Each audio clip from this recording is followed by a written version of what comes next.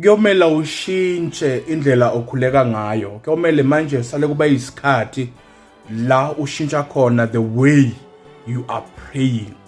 Ngoba every time wena umkhuleka wenza umkhuleko wokuqela kuNkulunkulu. Once wasila uzilela ukuqela kuNkulunkulu. Once waguqa ngedolo uqela idolo ukuqela kuNkulunkulu. Awuwenza umkhuleko ke wakho ke manje ushintshe ube umkhuleko wokubonga. Ngiya understand ukuthi uzothi ngibonga ini kuNkulunkulu kunganalutho. Ngoba the purpose yokuthi ngikhuleke kuye ukuqela. Akushintshe umkhuleko kube umkhuleko wokubonga. Ubonge lokhu onakho. Uthi nje Jehova ngiyabonga. Ngoba thina sikhulekela izinto ezinkulu kanti uNkulunkulu already into ezinkulu usinikezile. Yabona into ekumele uyibonge nje number 1. Funa ubonge Jehova. Ngiyabonga ukuphila. Thank you for the life. Ngiyabonga nje ukuthi ungivuse ekseni. Mingakho imncwabe sibuya kiyo ngeweekend.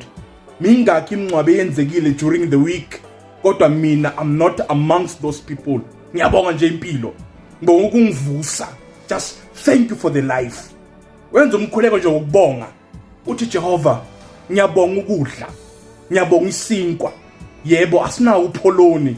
Awukho cheese kodwa nje sisodwa nje isonka ngiyasibonga. Bangakho abantu abalele ebusuku bangakadlanga.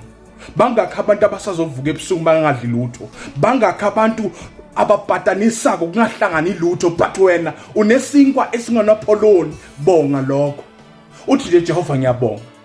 Bangakho abantu abaswele lokho wena onako ngoba wena uthi uthandazela okukhulu kodwa kukhona abantu ababona lokho nako that you don't appreciate because wena uthi it's not big enough while abanye abantu what you undermine bakubona as a treasure.